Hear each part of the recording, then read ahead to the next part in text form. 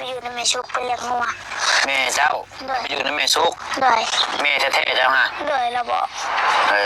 เราโทรบอกน้ำแม่ชุกเราบอกน้ำแม่ชุกเลยโทรมาบอกมือใดมือนี้เลยมื้อเช้านี้เลยโอ้เอาให้เจ้าไปอยู่ในแม่ชุกกับพ่อสร้างเลยให้ไปเป็นลูกเราเลยบอกเราอ่ะบัดเราเมื่อเลยเราให้ไปเลี้ยงงัวมาแล้วแม่ผมยูทูบมาขอไปหามันเด็กง่ายเลยแม่เพราะว่าเขานำทั้งทีมงานหลายคนก็ชื่อเข้าไปมันก็สะดวกสบายแน่ก็แน่ว่าพอสร้างเพิ่นมาอยู่บ้านบ่มีทีมงานเข้ามากะเพิ่นก็หาเช้ากินค่ำนะพี่น้องเอ้ยเนาะคะแนนสิเอาน้องสายฟ้ามาก็ยันยุ่งยากเพิ่นแน่คะแนนว่ามาลิ้นมาอย่างน้อยนึงก็โอเคอยู่ยันมันลำบากพอสร้างเพิ่นสบายดีเด้อพอสร้างเด้อสบายดีนั่นเป็นยังได้น้ำรายการเลยพาเพิ่นมาเจาะน้ำให้โอ้มานั่งน้ำเฮาเนี่ยแล้วก็แม่เพื่อนนั่นเองเหมือนสิเมื่อแล้วสิเมื่อเบิ่งเหี่ยงานคนละสีก็เบิดแล้วพาแล้วเลยเอาหมดแล้วสีหมดบ่ลือทาแล้วแล้วพาไปบ้านประตูลำจักเทื่ออะไรต้นน่ะเจ้า3เทื่อแล้วไว้เนาะเบิดได้ไงอ้าวพี่น้องเอ้ยเนาะเปิดคลิปเปิดภาพมากาอยู่บรรยากาศเฮือนซานบ้านพอสร้างเด้อพี่น้องเด้อเนาะเรียกว่าเฮือนซานบ้านพอสร้างยาวเนาะพี่น้องเนาะทางเมสร้างสุกเนาะพี่น้องเนาะทางบ่นิวก็เดินทางมานี่แหละพี่น้องเอ้ยเนาะกับบ่าวยาว2คนพี่น้องเอ้ยเนาะอันนี้ก็มาพบมาพอกับซ่องบ่าวนิวลูกไส้ละสายบุญเด้อพี่น้องเด้อเนาะแม่นซ่องใหม่คือว่าถือโอกาสนะพี่น้องเนาะทางบ่าวนิวรอถ่าบ่ไล่ออกมาไปเวียกไปงานนำกันก็เลยว่าถือโอกาสแนะนำโตให้พี่น้องได้ฮู้ว่าบ่าวนิวเฮ็ดช่อง YouTube ใหม่เด้อพี่น้องเด้อนะเป็นช่องสำรองบ่าวนิวเนาะบ่าวนิวลูกไส้ละสายบุญนะพี่น้องเนาะเป็นคลิปแรกแล้วก็คลิปเริ่มต้นเลยนะพี่น้องเนาะที่ได้มาแนะนำโตที่ในช่องบ่าวนิวเองนะพี่น้องเนาะนี่แหละพี่น้องเลยเนาะยังเราถามบ่ไล่อยู่ไปเรียกไปงานนำกันก็เลยว่าเพื่อนพอสร้างเพิ่นมีโฮมก็ไม่ก็เลยว่าสิมานั่งนั่งลมกันจังเล็กจังหน่อยนะพี่น้องเนาะนี่แหละเพื่อนสร้างพอสร้างพี่น้องเลยคือว่าเพื่อนเรากับกกหมกเพชรได้นี่เนาะพี่น้องเลยเราปลูกกกหมกเพชรโดยเฮือนพอสร้างนี่ก็เพิ่นมีแผนการว่าแล้วจากเฮือนน้องสายฟ้าสิมาเฮ็ดโครงหลังคาว่าซั่นเนาะเป็นเงินของแม่อนงกับพ่อบุญจันทร์นั่นแหละเนาะพี่น้องเนาะเอาเนาะพี่น้องเอ้ยโมทนาบุญนำพ่อเพิ่นกับแม่เพิ่นหลายๆเนาะพี่น้องเนาะพอสร้างก็ความฝันใกล้สิเป็นจริงเนาะพี่น้องเนาะน้ำก็ได้แล้วเดี๋ยวเบิ่งบัดนี้พาพี่น้องไปเบิ่งน้ำก่อนเบิ่งน้ำเบิ่งในก่อนเนาะพี่น้องเนาะน้ำในเราใช้ได้คือเก่าอยู่บ่เนาะพี่น้องเนาะเห็นหัวไว้คักไว้แน่ลีนี่ใช้ทางเข่ามันบาดนี่ ทางเข่ากับบ่มีบาดนี่พี่น้องเอ้ยใส่เบิ่งสิโยมเบิ่งโยมบ่ได้เข่าบ่ได้พี่น้องเอ้ยพี่น้องเอ้ยเนาะไปมีแต่ไปนั่งนั่งร่มกันอยู่พุ่นแหละเนาะพี่น้องเนาะ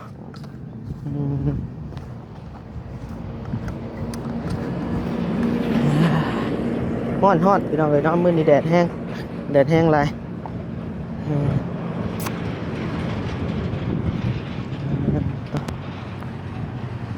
เดี๋ยววันนี้ตั้งกล้องก่อนพี่น้องเอ้ยนั่งนั่งร่มกันจักหน่อยนะพี่น้องเนาะพี่น้องเอ้ยใช่มาตัวนี้คือมาดมกันมื้อนั้นยังจะกัดกันอยู่นกมานอนได้ไหมนกบ่หรือไก่นกขึ้นมานอนกรงไม้บ่เอาแล้วพี่น้องเนาะกะทักทายสบายดีพ่อแม่พี่น้องเมื่อทุกคู่ทุกคนเด้อเนาะยินดีต้อนรับเข้าสู่ช่อง YouTube บ่าวนิวลูกไส้ละสายบุญเนาะพี่น้องเนาะอาจจะว่าชื่อช่องตัวเองบ่คล่องปานใดเนาะพี่น้องเนาะเพราะว่าเป็นคลิปแรก แต่สร้างช่องนี้ได้หลายทิศแล้วพี่น้องเอ้ย2ทิศแล้วแต่ว่าหาแต่มาลงคลิปเนาะเพราะว่า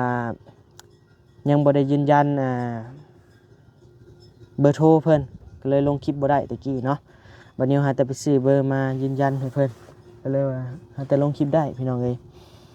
มื้อนี้ก็มาพบมาพ้อกับบ่าวนิวกับบ่าวยาว2คนพี่น้องเอ้ยเนาะกำลังสิเดินทางพุ่นแหละไปบ้านหยังเกาะบ้านนาหยังวะ ยังบ่ฮู้คือกันว่าบ้านหยังคือลืม โอ้บ้านอันใกล้บ้านนาแพรกเนาะว่าไงเป็นหมู่บ้านแห่งหนึ่งซะนะพี่น้องเนาะเพราะว่าเฮาก็ยังบ่ฮู้ชื่อบ้านเพิ่นกับยังบ่อยากบอกพิกัดปานใดนะพี่น้องเนาะเพราะว่าเพิ่นก็อยู่ในป่าในดอนก็บ่ฮู้ดีเนี่ยมันยังจำบ่ได้ว่าบ้านหยัง กับบ่ชื่อว่าบ้านอีหยังนี่ มันเข้าในเพิ่นเด้ ในป่าใส่บ่อะไรแม่นบ่เสือดำๆนะ บ่แม่นนะแม่นก็ขอโทษเนาะเพิ่นยังมา นี่ล่ะเลยมาผมมาพอกันช่วงเที่ยงๆเนาะแดดจี้หัวเลยพี่น้องเอ้ยบ๊าย เข้าใจนะมีหุ่นคนในหุ่นมาล่างให้เราไป แม่ล่างบ่นี่ แม่มาล่าง คือว่าได้ยินข่าวว่าน้องสายฟ้าสิมาอยู่กับพ่อช่างว่าซั่นยาวเบิ่งเดี๋ยววันนี้ไปเอาโทรศัพท์ก่อนนะแป๊บนึงเนาะนั่งล้มกับบ่าวยาวท่าพี่น้องเอ้ยน้องสายฟ้าวันนี้ก็ไปหาน้องเพิ่นหลายมื้อเลยพี่น้องเอ้ยสิเข้า2 มื้อบ่2 มื้อเลยเนาะ ใช้กันนะไม่ได้ไปตัวเอง เลยคือว่าได้ยินข่าวจากซ่องบ่าวพัดไส้พี่น้องเลยเนาะน้องสายผ้าสิมาอยู่กับแม่ซุกพอสร้างว่าซั่นเนาะโดยเห็นเช้านี่ ลูกคุณทำแล้วได้บอก กับทั้งแม่เพิ่นโทรมาบอกนะแม่น้องสายฟ้าโทรมาบอกว่าให้มาอยู่กับแม่ซุกว่าซั่นนี่ในใดเดี๋ยวพังกับปากน้องเพิ่นเนาะมันกะเพื่อนแล้วเราสิมาอยู่กับเพิ่นก็บ่จะคักปานใดแล้วเนาะว่าบ่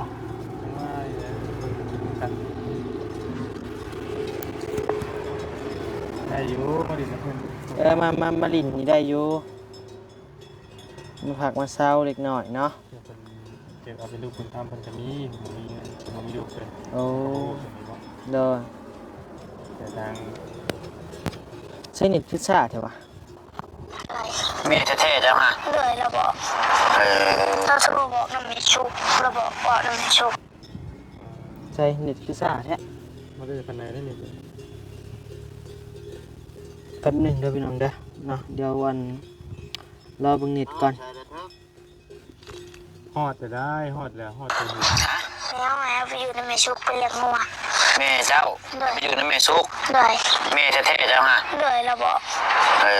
เราโทรบอกน้ำมีชุกเราบอกว่าน้ำมีชุกเลย โทรมาบอกมื้อใด เมื่อนี้เลยมีเจ้าดิ มื้อเช้านี้เลย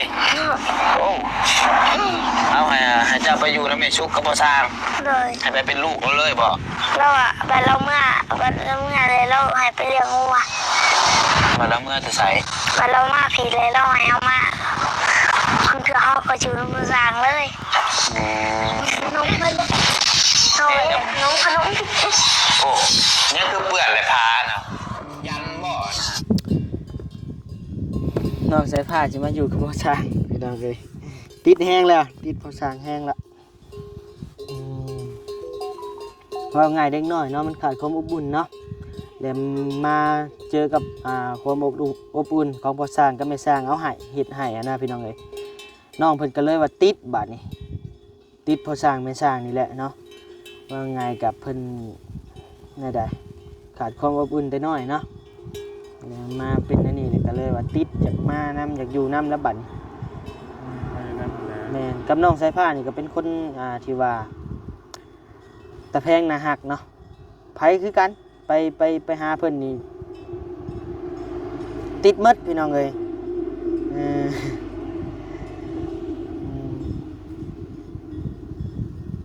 ว่าในใดเนาะ ช่างมากัน ก็แล้วแต่เพิ่นเนาะ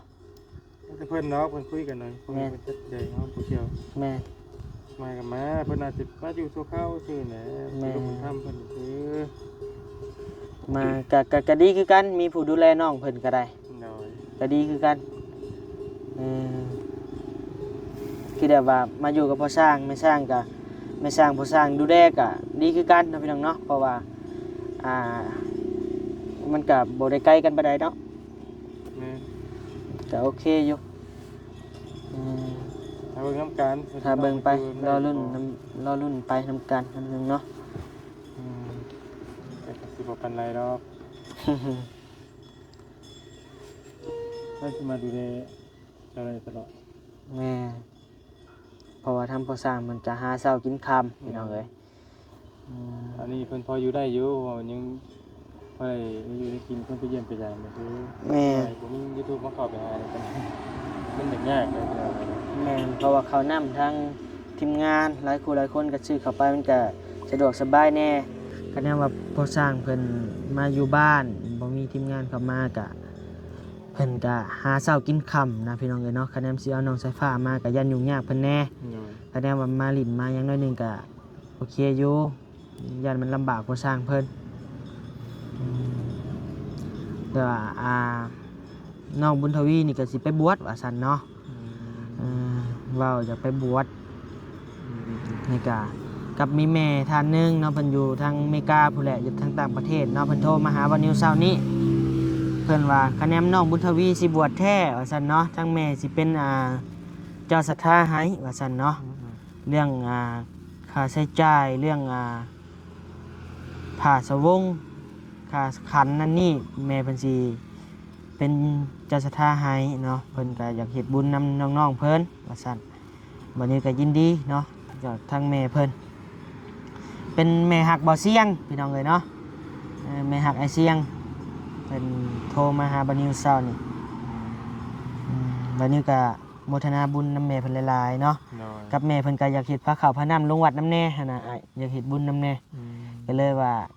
เดี๋ยวมีโอกาสขึ้นไปประมาณมื้ออื่นมื้อฮื้อเนาะเดี๋ยวบัดนี้สิไปร่วมกับทางพ่อตู้เพิ่นพ่อตู้น้องบุญทวีนั่นแหละให้เพิ่นไปคุยกับในบ้านเนาะเฮ็ดใบ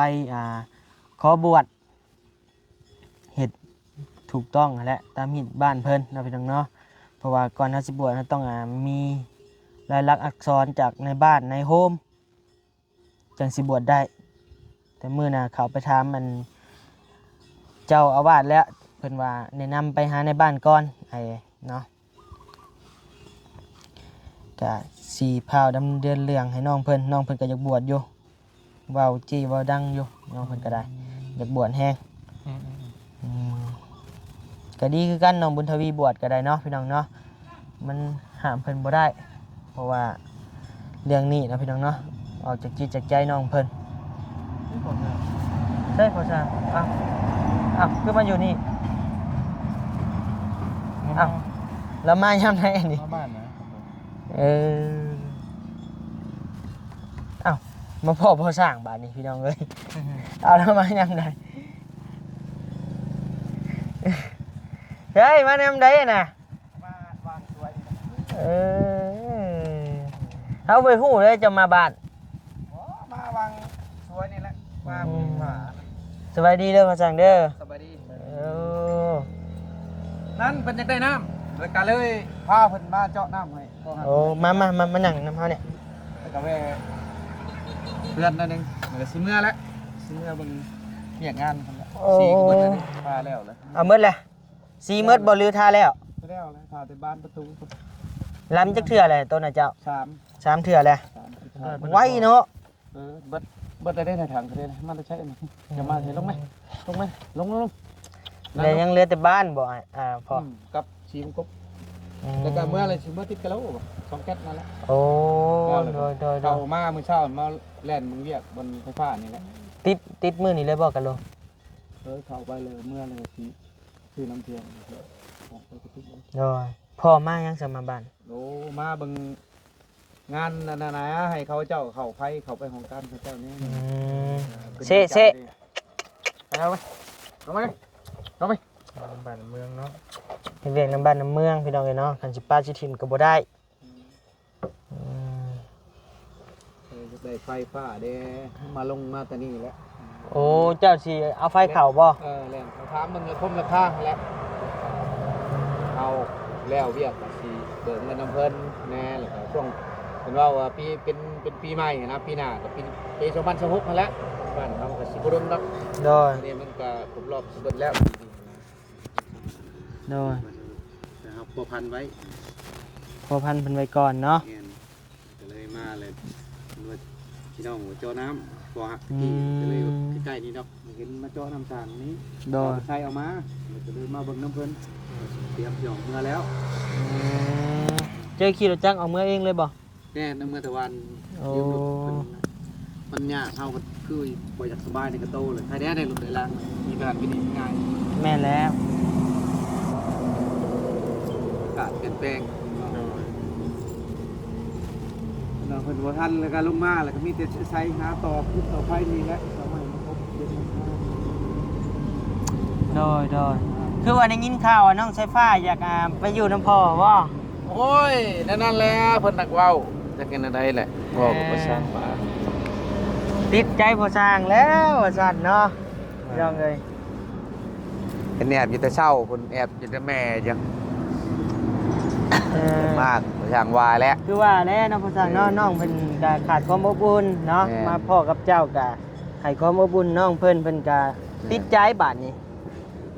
บ่ติแล้วเด็กน้อยมัน สะดวกเบิด แม่น เห็นนั่นแหละยังบ่ฮู้จักหยังคือเว้านั่นแหละต่อไปก็ใครแดก็สิฮู้เมื่อแน่อันนี้ก็ยังบ่ฮู้หยัง เอ้ยอย่าเพิ่นเนาะ เออ มาหลิดมาหัว เด้อ คะแนนว่า คะแนนแล้วเพิ่นแล้วซ่านก่อน เด้อ ไปก็ฮู้จักบ่อนไปบ่อนอยู่ใครอยู่ดีกว่าไปละสะละสาย น้องบุญทวีน่ะเป็นจังไดพ่ออยู่เฮือนบ่ มาวันนี้ตอนแรงทำนี่บ่หรือว่าบ่าย3-4โมงนี่แหละมา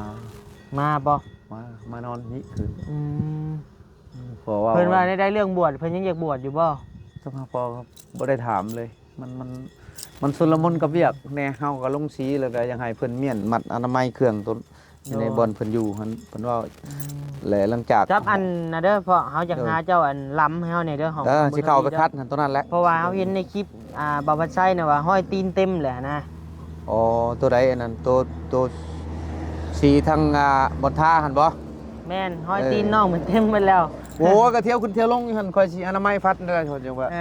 ยามเดี๋ยวนี้ข้อยกำลังเฮ็ดแอลมันอยู่เก็บสีแอล โอ้เห็ดแอวบ่ เพราะว่าเอากระดาษตัวเจ้าซื้อแดกตัวคอยซื้อเนี่ย โดย ติดเลยเฮ็ดติดแอลพร้อมนะ โดย เพราะว่างานเก็บหน้าช่วงนี้หั่นนะ โดย เก็บแล้วแล้วก็ และขอบทั้งเทิงอันบอรี่ชื่อสีไปให้แล้วบ่สี ยัง ขาว ยัง เดี๋ยวให้อันแล้วให้ทั้งบอรี่ให้เบิ่งเนาะว่าสิเฮ็ดแนวใด เบิ่งมันก็สิประมาณแบบขอบวงกบนี่แหละคันสีขาวก็ขนาดนั้นละ โดย มันสิเข้ากันเบิ่งตัวจริงก่อน โอ้บ่ไล่กันมาแล้วพี่น้องเอ้ย สิเตรียมมาทางไหนเด้ สวัสเด้อคือมาหามอันกระสอบใหญ่แท้กระสอบเงินกระสอบค่ำบ่น่ะเออคักเงินบ่มันละเอาไปใส่มันดิ เอ้าบ่ได้อยู่พุ่นบ่กำลังหากันลงมาสิเมื่อแล้วมาเบิ่งเพิ่นเจ้าน้ำนี่กับมาเวียด ไอ้ยาว แลน เด้อ เบิ่งอันนั้นพื้นไผ่นี่แหละตามมึงยังบ่ได้หมื่นมันคือวิทย์ปี2025ปีหน้าเป็น2026มันจะมาเฮ็ดให้ โอ้สิได้เด้เนาะทั้ง เบิ่ง แม่นงกับพ่อเพิ่นบ่ บ่แลเงินสร้างหาเองถอนไว้ตัวจักได้รถ โอ้ นี่แหละ โตอยากได้รถนี่แหละสิฮัก เนี่ย มาใส่ไฟก่อน แม่น โอ้ เรือเท่าไรจังว่ากันโลดลางรถเอาก่อน โดย เออ นี่ ตอน แหละ นี้ เอาไฟแล้วก่อนมันสิได้สร้างเฮือนก่อนเนาะ มาอยู่มานั่นพอได้ใช้ได้นั่น โดย พอเพิ่นลูกเต้ามาก็พอได้สากโทรศัพท์แน่พอได้โอ้ทุกอย่าง พอดีแล้วบ่ทำมาแบบมันยังกับพอได้ แม่น เสียบไฟน้ำ อืม โดยมื้อใดก็เมื่อยๆขับรถบ่ไหวก็สิมาแวะนอนน้ำ เอ ดอ อก ยากเนาะเพิ่นก็หาไว้แต่แถวนี่กองไว้เลย อ้าวสิให้นอนนอกบ่นี่ โยย้อนในก็โยว่าบ่ได้แล้วมันบ่มีในมีนอกแล้วยังบ่แล้วยังเฮ็ดทุกเช้าอยู่ในนี่มันจะมีบ่ บ่แล้วว่าเดี๋ยวมันแล้วแล้วว่า โอ้ได้อีดอกกำแล้วได้อีดอกกำแล้ว กลับแล้วบ่เอ้ย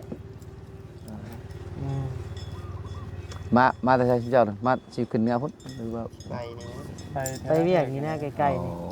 เด้อ เอาอยู่ดีมีแห้งเด้อเสยเด้อ จ้า เนาะเที่ยวทางบ้านนิ้วก็สิได้ลำลาก่อนพี่น้องเอ้ยเนาะมาเยี่ยมมายามมานั่งมาโอ้มาล้มกันแนะนำโตวซ่องใหม่นะพี่น้องเนาะ ได้ อ่า เอาอยู่ดีมีแห้งเด้อพี่น้องเด้อเนาะคนเจ็บบ่ให้ได้ความไข่บ่ให้มีปรารถนาสิ่งใดขอให้ได้สิ่งนั้นสมความมุ่งมั่นปรารถนาอย่าเจ็บอย่าจนร่ำรวยๆเด้อพี่น้องเด้อเนาะฝากติดตามช่องใหม่บ่นิ้วแน่พี่น้องเอ้ยเนาะให้ผ่านกดไวๆพอสิได้น้ำมูกน้ำมันสดซอยเหลือคนอีกต่อไปนะพี่น้องเนาะโดย